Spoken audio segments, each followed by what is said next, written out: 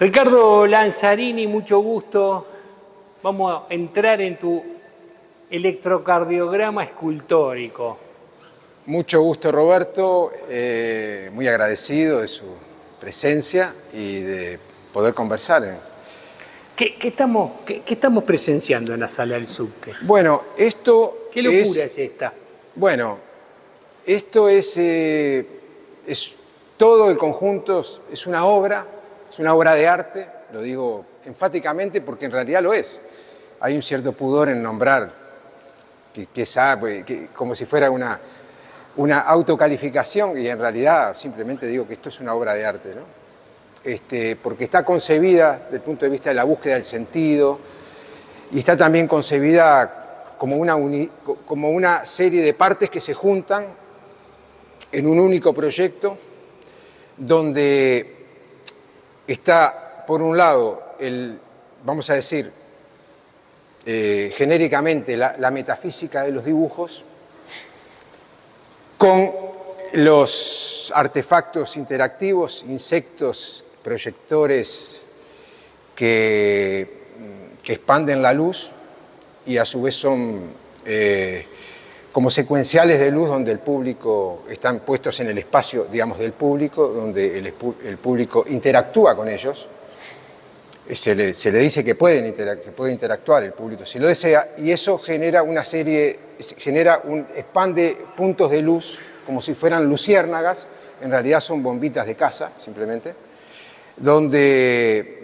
bombitas que se usan en las casas de las personas y que iluminan distintas zonas de la exposición, y eso, en mi experiencia, lo que sucede es que el público busca esas relaciones que son muy diversas y no tienen ninguna lógica en principio, solamente la lógica que cada escultura, vamos a ver, muestra un punto donde desde ahí salen cables que de alguna forma ponen esas luces en los distintos puntos del dibujo, pero también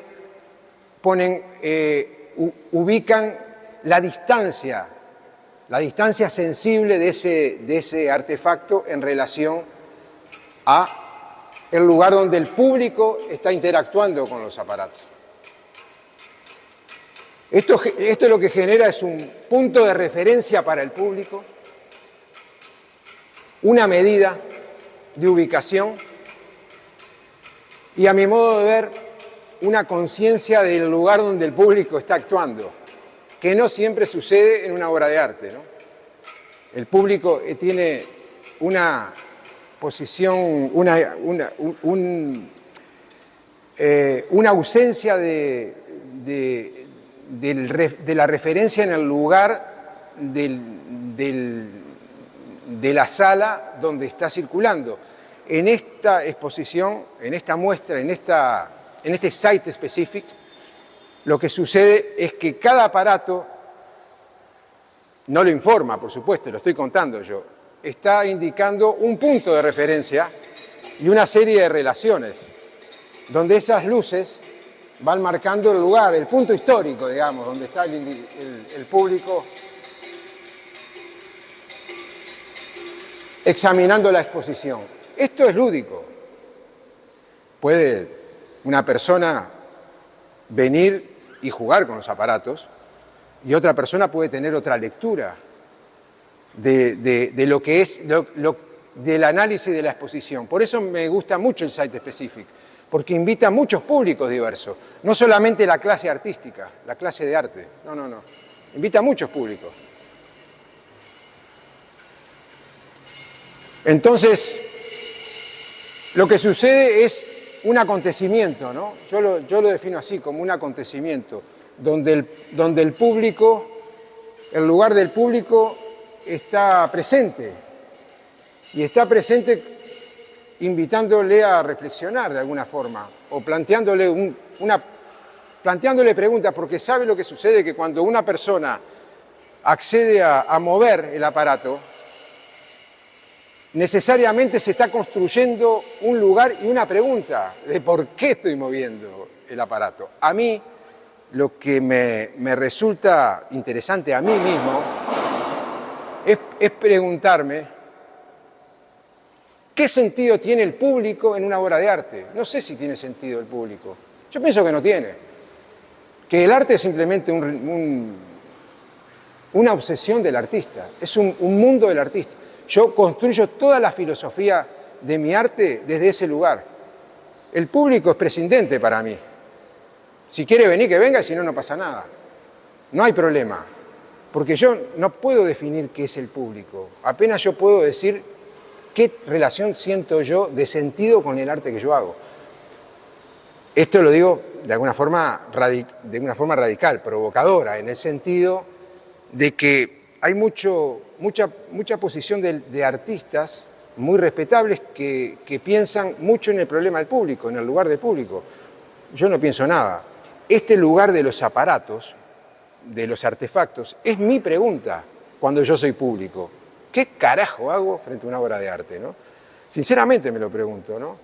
Porque yo lo que puedo decir es que mi arte parte de hace 30 años que dibujo, y dibujo todos los días.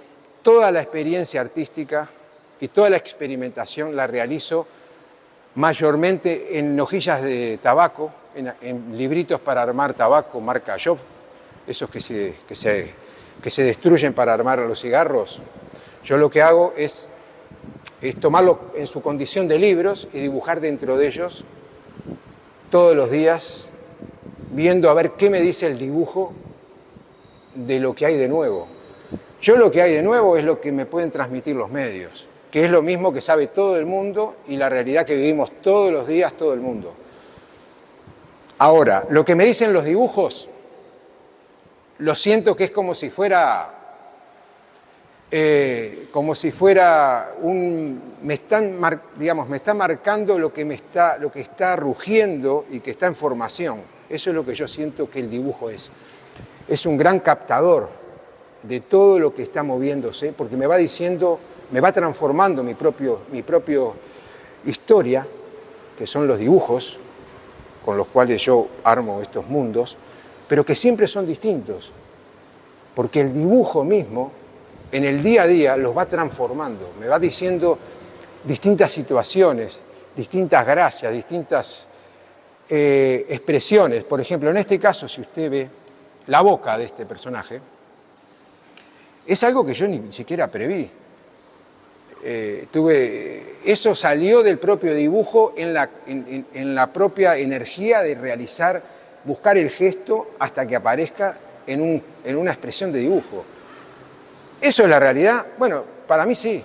Es más realidad de lo que yo le puedo decir que usted sabe de lo que es la realidad. Ahora, esto yo no sé, esto me lleva a un mundo que yo no desconozco. Todo el proyecto está creado aquí. Yo considero que el sitio específico, que es una práctica que yo hago desde años, desde hace más de 10 años, lo he hecho en la Quinta Bienal de Moscú, lo he hecho en la Bienal de Sydney, en la Bienal de Puerto Rico, en la Bienal de Guatemala, y aquí, en Montevideo, por primera vez, de esta forma, lo que hago es introducirme en el espacio sin conocerlo y comenzar a hacer una obra desde cero en el lugar. Entonces lo que sucede es que lo que yo llamo la real realidad del lugar se mete en la obra.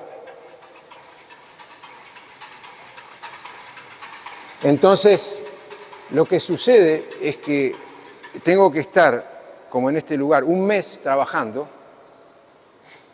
y todos los dibujos los fui creando uno a uno. O sea, fui creando como el ambiente, me fui metiendo, porque uno se tiene que venir a vivir acá. Y entonces el dibujo no es solamente como un montaje que uno pone una obra contra la pared, sino que los dibujos salen y van creciendo la obra en el lugar mismo, con los problemas que te propone el espacio, que siempre te enriquecen la obra porque te la complican. No existe arte sin complicación, sin dificultad. O sea, no es posible. Entonces lo que sucede es que la realidad la real realidad, que es toda la relación con los funcionarios, con el espacio real de la sala de exposiciones, empieza a entrar en el mundo de mi ficción, ¿no? De mi historia. Ricardo, qué interesante que el original viene de un papelito tan chiquito como de brillo de cigarrillos y después se transforma en esta cosa gigante. ¿Es así? Exactamente. Yo digo que para hacer esta obra uno tiene que dibujar 30 años seguidos y tener 10 años de trabajar colocando teléfonos para poder saber cómo montarte una escalera, pues si no, no la puedes hacer. Yo dibujo todos los días y ahí, a partir del trabajo con la lupa y con los marcadores, construyo la idea de todas las escalas. O sea, no necesito más nada que esos pequeños papelitos para imaginarme cualquier escala. Es más, en este sitio específico, la particularidad que yo encontré es que las paredes las asumí como si fueran papeles. Y eso no se dio en ninguna otra parte. No se dio ni en Moscú, ni en Sydney, ni en ninguna parte. Esto, fue una fiesta para vos esto. Ahí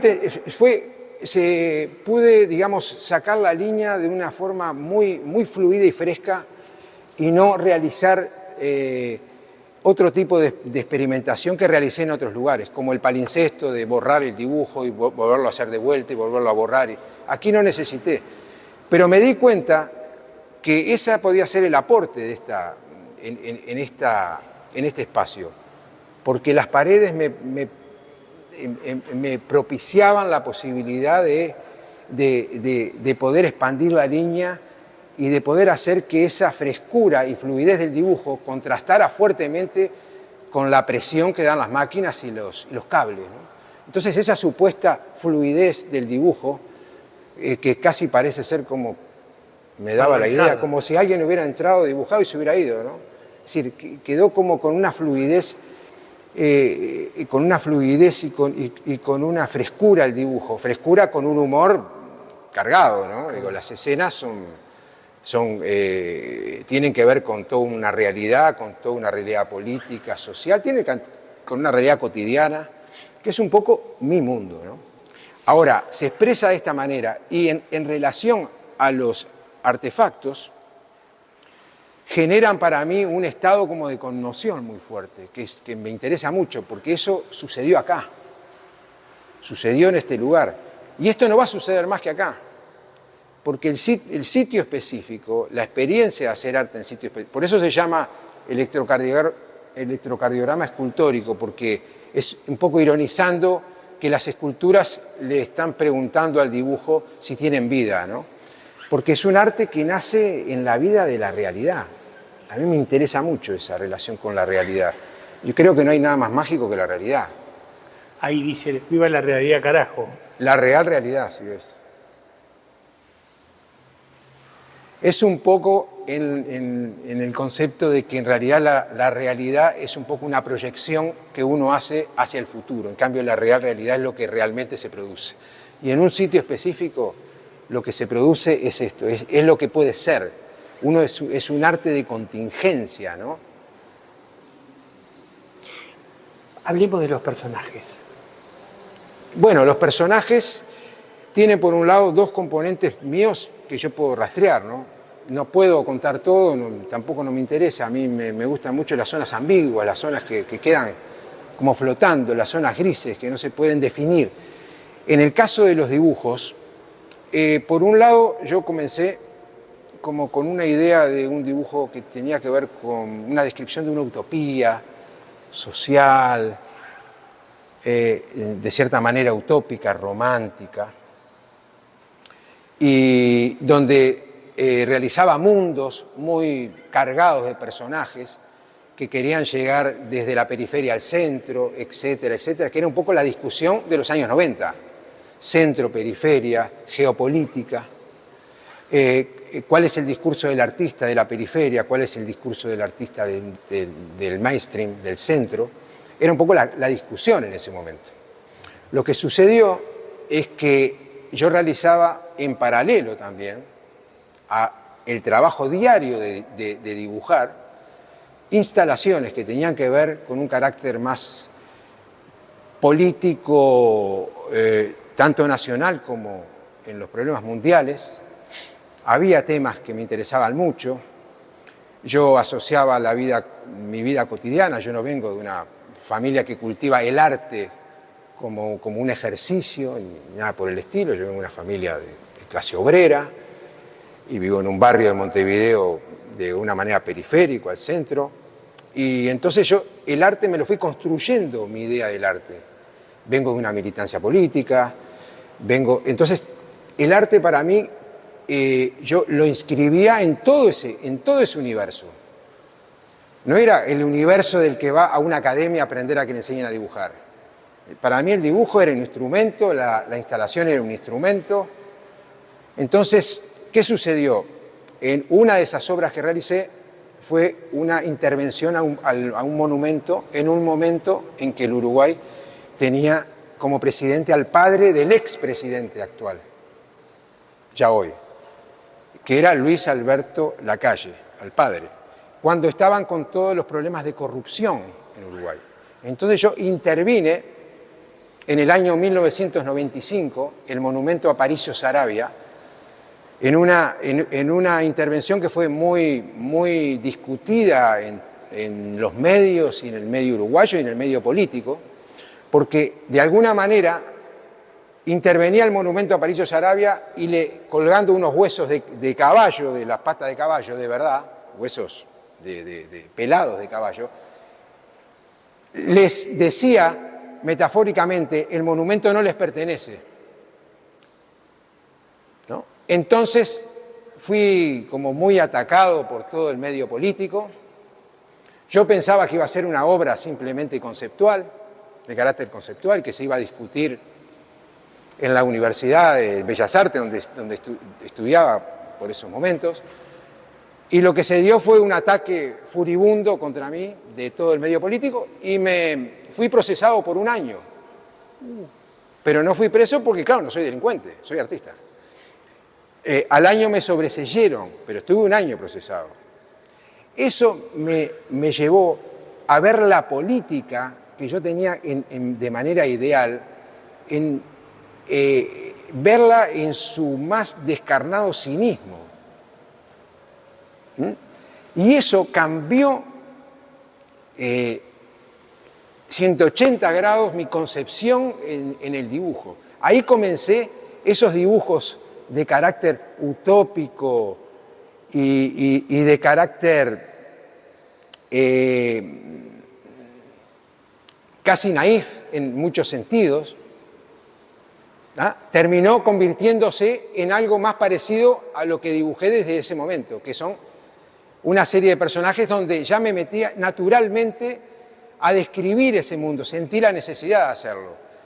Y han ido cambiando. Te pongo este ejemplo para que veas un poco cómo la realidad va construyendo. No es que uno aprenda porque ve un manual de cómo dibujar, sino que la propia realidad te va mostrando y te va dando las pautas.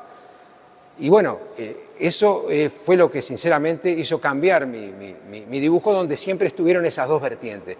Una vertiente más de describir ese mundo de doble sentido y doble moral a partir de los medios, a partir de la realidad que uno...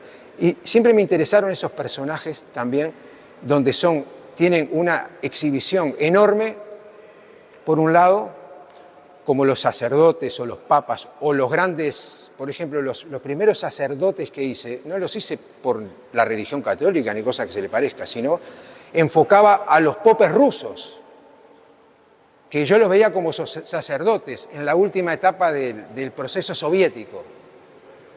Como yo venía de una militancia comunista, a mí me interesaba mucho ver esa degradación, la quería dibujar. Entonces asociaba esos sacerdotes con los sacerdotes, los popes, los sabios en decadencia, con esos veteranos que estaban allí, que se mostraban en las imágenes, etc. Entonces, claro, por un lado, mi mundo son militares, también vengo de la etapa de la salida de la dictadura, la experiencia de las crisis económicas. No se puede obviar en mi arte. Las crisis económicas no me las contaron, yo las viví. Son parte de mi arte. Y estos personajes son parte de toda una relación, una realidad del Uruguay de estos últimos 40 años. Yo asocio mucho, en realidad pasado el tiempo, no solamente me quedo con la etapa de la dictadura, sino previo a la dictadura. Tengo recuerdos de esa inestabilidad que se vivía en mi casa. Entonces, por ejemplo, a mí se me ocurre que la inestabilidad que yo busco en los aparatos, la inestabilidad esta, a mí me interesa mucho, yo asocio mucho, me gustan mucho los aparatos en la relación de inestabilidad que plantean, los soportes.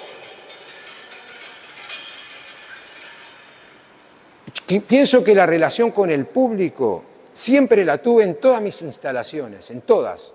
Cuando hice una instalación que se tituló Ensalada Rusa, que era el velorio de Lenin, era una máquina que alimentaba un cartel con una frase de Lenin que decía: el comunismo es el socialismo más la electrificación de la URSS. Y era una máquina enloquecida. Allí estaba todo esto, ¿no?, presente. Yo pienso que la relación del espacio, que me interesa tanto, con la relación de los dibujos, con la realidad, con la iluminación, con la electrificación, tiene un poco que ver con esas primeras instalaciones. Ricardo, sorprende, admira la liviandad de la línea, la liviandad de los personajes a través de una línea que es carbonilla. Es pastel, son unos pasteles especiales que mandé a hacer aquí, que son unos pasteles enormes, grandes, porque yo quería que tuviera algún tipo de dificultad para la mano para poder hacer los dibujos, porque sentía que las paredes estaban muy preparadas para recibir arte. Y yo estos proyectos los hago en lugares disímiles, casas, son casas especiales que en las bienales consiguen para que yo pueda realizar estos trabajos. Donde entro como a un mundo ya preparado. Entonces, al entrar en un mundo que tiene ya su vida y que está de pronto dañado, las paredes están marcadas, ¿Eso te sirve? Sí, claro. Entonces, en este lugar que yo sabía que estaba todo preparado, lo que hice fue buscar un material que pudiera dificultar eso, que me pudiera dar una dificultad para pensar en la obra, ¿no? Y entonces, bueno, mandé a hacer a un lugar que preparan los pasteles, ese tipo de pasteles para dar una cierta dificultad. Yo quiero que tú te imagines este dibujo. Y la forma de hacerlo, ¿viste? Vos no podés mirarlo, este dibujo. Como lo estoy mirando, no. No, cuando lo voy haciendo. Yo estoy a 10 centímetros de la pared. Entonces, estoy con el dibujo en la mente, en la cabeza. Entonces, las líneas tienen que fluir. Para que fluya la línea, yo estoy mirando el dibujo que tengo en la cabeza. Y lo termino porque no puedo mirar hasta que voy al espacio del público. Cuando considero que ya estoy leyendo el dibujo, como si fuera un grabado que estoy realizando, pero que no lo puedo ver, cuando termino de hacerlo, voy hacia el espacio del público, hacia el espacio de los aparatos, digamos, para poderlo ver. Ahí veo recién lo que hice, por el tamaño. Eso te lo da la escala. La escala no es un problema de que lo hago chiquito, después lo haces más grande. La escala está acá. Adentro de la cabeza. Este personaje está conectado por el culo probablemente, y el cable además parece que sale de la caja de electricidad de acá. Y además el espacio está techado de cables. Bueno, en todo momento aparece humor en mi obra, que las conexiones con la realidad son lo patético del personaje, las conexiones con la realidad. Y ahí están las relaciones con el espacio y con el tiempo. Un sitio específico es el tiempo. Estos cables no se pueden hacer si vos no caminás 10.000 kilómetros acá adentro. No es poner cable y levantar. son las relaciones que uno va trazando en el vivir día a día el espacio. Yo digo que en un sitio específico uno se mete en el espacio, entra al espacio, ¿ok? Y es la única forma de trazar las conexiones, las relaciones entre la obra, el dibujo y la búsqueda de sentido, ¿no? Porque ¿dónde está la búsqueda de sentido? La búsqueda de sentido está en que este dibujo puede ser o no ser. ¿Lo haré de qué forma? ¿Cuál es el momento exacto para hacer este dibujo? Porque no hay corrección. Yo no admito corregir nada en un sitio específico. Se nota que la línea es única y no ha habido más que un solo trazo. Un solo trazo y no hay corrección. Porque ¿por qué va a haber corrección si todo lo que ocurre acá es lo que yo estoy buscando, es lo que tiene que ser?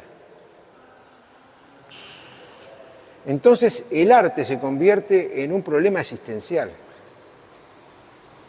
que es algo que a mí me interesa profundamente. Háblame de Ticio Escobar. Bueno, voy a leer la biografía, fue excelente Bueno, Ticio me conoce hace muchos años porque yo trabajé con él, me invitó a varias bienales, pero lo conozco de hace muchos años, casi 30 años posiblemente. Y él me invitó a varias bienales, a la Bienal de Valencia y a la Bienal de Curitiba. Es una persona que conoce mi obra y conoce mis instalaciones, mis acciones y mi pensamiento y mis dibujos. Pero nunca habíamos trabajado en un sitio específico con esta característica, ¿no? Porque, entre otras cosas, un sitio específico uno no sabe qué va a pasar hasta que pasa. Porque la realidad está entrando permanentemente a las posibilidades que uno se traza para conseguir la imposibilidad. Entonces, uno está siempre en la contingencia. Puede ser o no ser. Eso genera unas tensiones enormes a la hora de hacer arte, que son las que yo considero que dan una vitalidad a la obra de arte, porque la hacen imprevisible.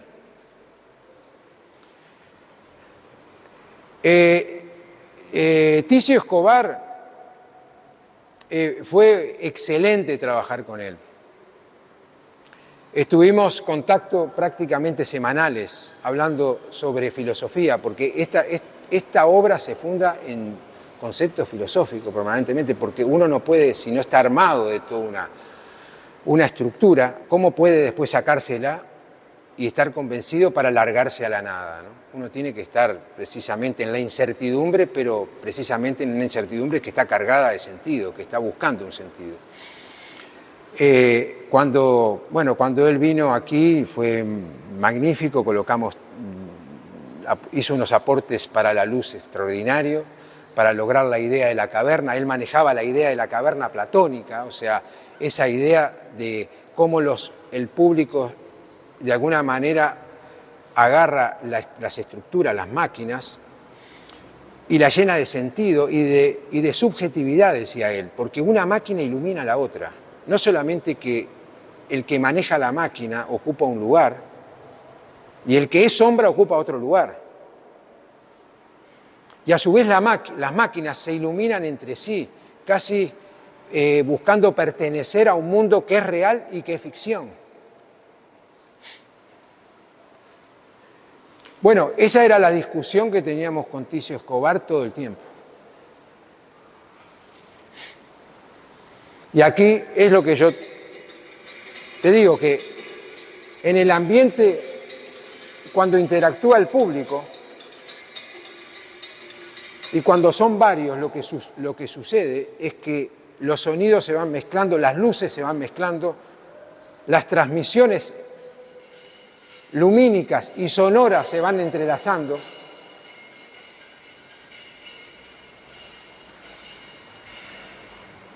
Y produce esa subjetividad donde cada cosa se reproduce como realidad y como sombra.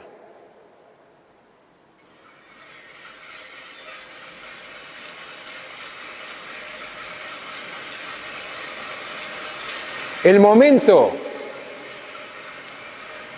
en que el público se pone a manipular el objeto está dentro de la obra. Eso es lo que se tiene que entender, ¿no? Está dentro de la obra y empieza necesariamente unas preguntas, un cuestionamiento sobre el lugar, sobre el espacio, sobre el tiempo, sobre la acción que está haciendo esa persona. Y si hay varias, lo que sucede es que hay una necesidad de saber un poco cómo funciona. Y cuando uno se da cuenta cómo funciona, empieza, según mi punto de vista, a preguntarse el por qué funciona de tal forma. Entonces, bueno, es lo que yo llamo en esta obra el acontecimiento, o sea, acontece, es una obra que se produce en las relaciones sociales y las relaciones creativas del creador y sociales del público, pero al mismo tiempo en un cuestionamiento permanente, ¿no? Es como yo digo, es una obra paradójica para mí, porque sostengo realmente que en el artista se funda el sentido del arte. Y el público es un accidente, el público. Pero tiene que estar motivado a venir a jugar también. Exacto, no, lo digo en el sentido filosófico, o sea, para mí el arte se funda en el artista, se funda en los problemas en que el proceso del arte le genera al artista. Y ahí se funda una filosofía particularísima del arte. Ahora el público, lo digo también provocadoramente, el público yo no sé qué es, pero en este cuestionamiento que hago, necesariamente yo impongo o expongo la posibilidad de que ese espacio del público esté presente en la obra, ¿no? Y enriquezca la obra, pero lo enriquece sin yo pretender decir qué es el público, porque no lo sé qué es el público. El público es una cantidad de memorias y de relaciones propias que es convocado por la obra de arte, pero al mismo tiempo siempre está en un estado de misterio para el artista, ¿no? Es parte del misterio del arte, posiblemente. No me activas una máquina y sí, te agradezco el encuentro. Ya no me quedó más nada para decir eso. Yo si usted quiere te hago esto no. Yo me muevo ahora en todas las máquinas. Sí, hacela hasta activar todas.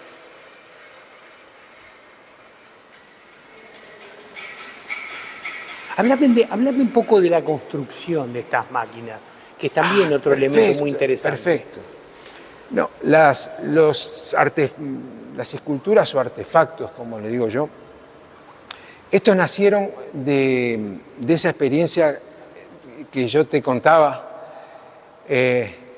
realizando instalaciones donde siempre utilicé un elemento que era como buscando una dialéctica, ¿no? Era una idea que reunía en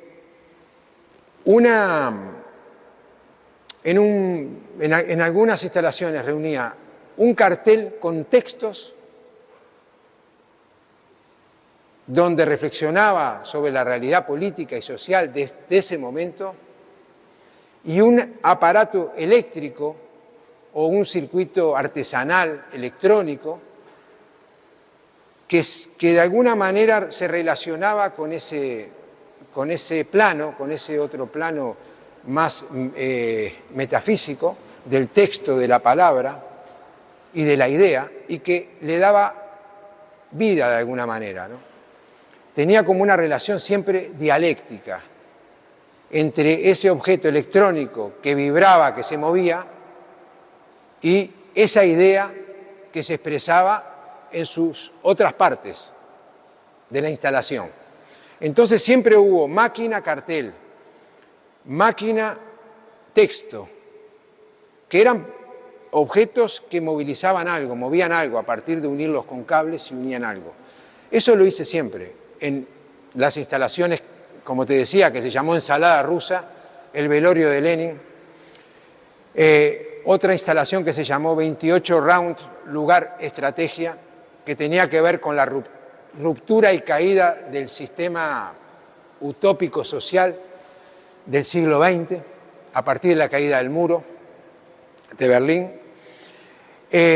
Hubo una obra que se llamó Proyecto para Hombre Iluminando, dedicada a un artista que había fallecido por la década de los 40, que se llamaba Emilio Mas y que había muerto y había estado los años previos encerrado en un hospital psiquiátrico porque estaba totalmente alienado mentalmente, ¿no? Ese artista, los médicos describen que tenía la alucinación de que veía en sus cuadros energía eléctrica, electricidad. Entonces yo lo que hice en el Museo Blanes, en una instalación que era homenaje a su obra, era una exhibición de su obra, hice un aparato que era parecido a estos aparatos, en el año 98 creo, parecido a estos aparatos, que iluminaba, tras tener un motor, iluminaba esos cuadros de este artista Emilio Mas. Pero eran aparatos con estos sistemas, pero a su vez tenían un pequeño motor que los movía. Años después me invitaron a la Bienal de Moscú. Años después, 6, 7, 8, 10 años después. Y cuando me invitaron a hacer un gran mural de 150 metros, a dibujar un mural de 150 metros,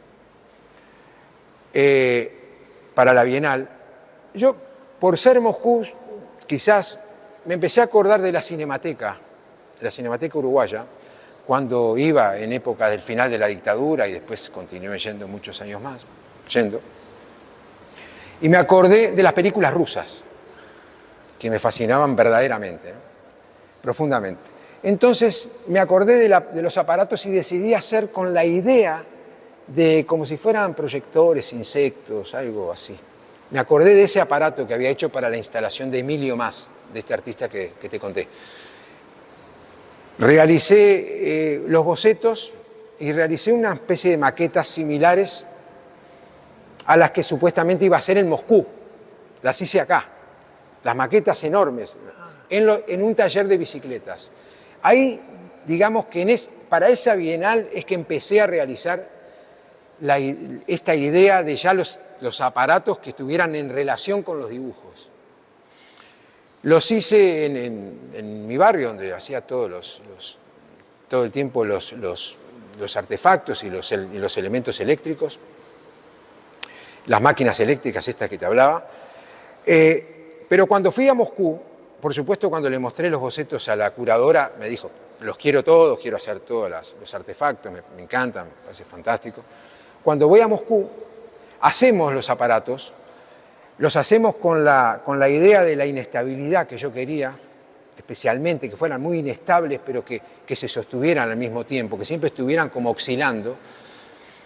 Pero ¿qué sucedió? Algo azaroso, pero que fue muy beneficioso para mí, que cuando fuimos a colocar los motores, los aparatos no resistieron la fuerza del motor. Entonces llegaba la inauguración y decidí ponerlos sin motor. Los puse con la luz fija, como si estuvieran así ahora, con la luz fija. Entonces estaban los aparatos y yo no tenía ni idea de que fueran interactivos, ni se me pasaba por la cabeza. Entonces, ¿qué sucedió? Algo sorprendente, que la gente se arrimaba al aparato, miraba, y entonces, claro, asociaba la idea de movimiento que sugería y con la mano empezaba a buscar mover los engranajes. Entonces yo lo vi y dije, ahí está la respuesta. Hacia allí vamos. Digo, lo que quiero contar con esto, que es casi una anécdota real, totalmente real, pero la cuento siempre porque ahí está la clave, en observar la realidad, ¿no? Para mí ahí está el punto donde abre las puertas, en no ser pasivo, en mirarme el ombligo de la idea girando en mí mismo, o mirando mi subjetividad enredado en ella para dentro mío, sino mirando la subjetividad de la curiosidad propia, pero mirando en el contexto social. Ahí tiene el interés, el arte en realidad con el público. Che, es divertidísimo esto, ¿eh? Sí, es muy interesante la relación que genera con los públicos que vienen, porque se sienten muy integrados a la obra he visto con el dibujo y con los aparatos al manipularlos, entonces, especialmente más el público más joven, Uno está en la cosa, ¿no? el público más joven lo que hace es que se siente en la obra misma, en el acontecimiento, que es lo que yo busco, Claro. y que vi que se logró. Entonces ellos mismos se reproducen con videos hacia otros, entonces va generando... Es lo no previsto. ¿Sabés qué? Que te quería preguntar un poco más acerca de la trascendencia de que Ticio Escobar haya sido tu curador. Ah, bueno, fue una enorme alegría que él aceptara participar como curador de este proyecto. Yo vengo trabajando con él desde hace años y volver a encontrarme con él en un proyecto luego de haber estado en la Bienal de Valencia y en la Bienal de Curitiba, como ya te conté, fue muy gratificante y fue un grandísimo honor, ¿no? Porque Ticio Escobar es uno de los teóricos, de los pensadores de la actualidad latinoamericana más importante que tenemos en el continente y uno de los referentes en el mundo de esa visión de Latinoamérica profunda que él supo cultivar. Ticio es una especie de sismógrafo, porque entiende la cultura como eso que está sucediendo. No se refugia en el pasado simplemente, el cual cultiva y conoce perfectamente bien, sino que ve el tejido complejo que es la cultura contemporánea que está permanentemente realizándose, está en la contingencia verdaderamente.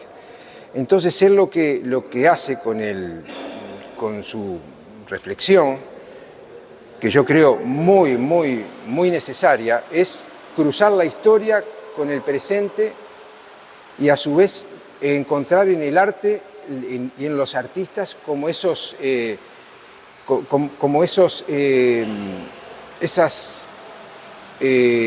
puntos sensibles donde la cultura que se está haciendo es captada a partir del arte y de las expresiones artísticas, sea esta el teatro, sea esta las artes plásticas, sea esta la poesía.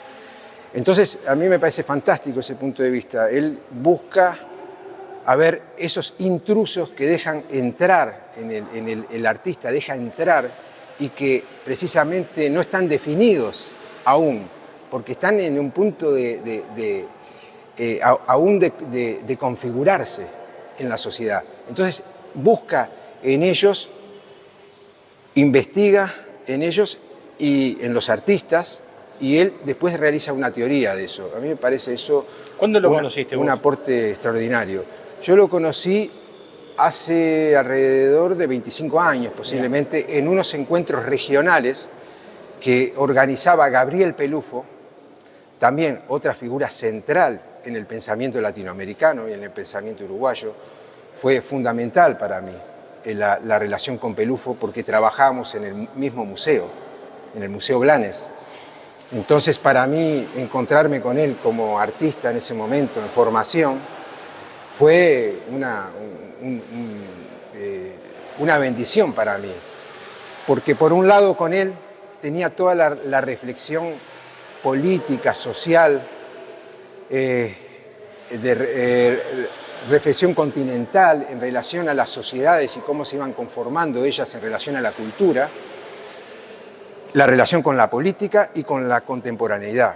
Y por otro lado, en la Escuela de Bellas Artes tuve la bendición de tener como maestro a Ernesto Arostegui, que era un tapicista, que tenía otro lado de la mirada artística que era más ligada a la psicología, más ligada a Bertolt Brecht, más ligada al teatro, más ligado a Carl Jung, al arquetipo, en fin, estaba más ligado a la relación con el ser, el arte y el ser.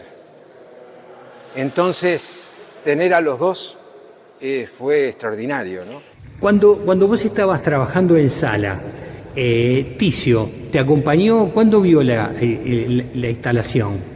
Bueno, es una pregunta muy interesante, porque la forma de trabajar fue muy interesante. Nosotros nos comunicamos vía Zoom, como casi 2 años estuvimos trabajando, intercambiando mensualmente, después semanalmente, distintas análisis sobre el proyecto que se iba a realizar, porque un sitio específico es un proyecto que se hace en el lugar. Entonces, en realidad, hasta el artista mismo ve el resultado después, porque se ve el resultado en la configuración que eso que va dejando, vamos a decir, los intrusos que entran a la obra que uno puede prever, son los que realmente hacen, le dan la fuerza y la potencia a la obra site específica. Si no, sería algo premeditado, y no lo es. Esto acá ocurre, la contingencia, uno no sabe qué va a pasar aquí adentro. Entonces, lo que hicimos fue ir chequeando la obra, ¿tá?, paso a paso, y él llegó la semana previa a la inauguración y ahí le dimos los ajustes necesarios a la luz y a, bueno, en fin, a detalles, ¿no?, especialmente detalles de luz. El aporte de Ticio en eso fue fundamental, porque en ese análisis filosófico que teníamos, la idea de la caverna fue una idea que él desarrolló desde el principio, la caverna platónica, ¿no? Entonces, esa idea fue la que nos dio la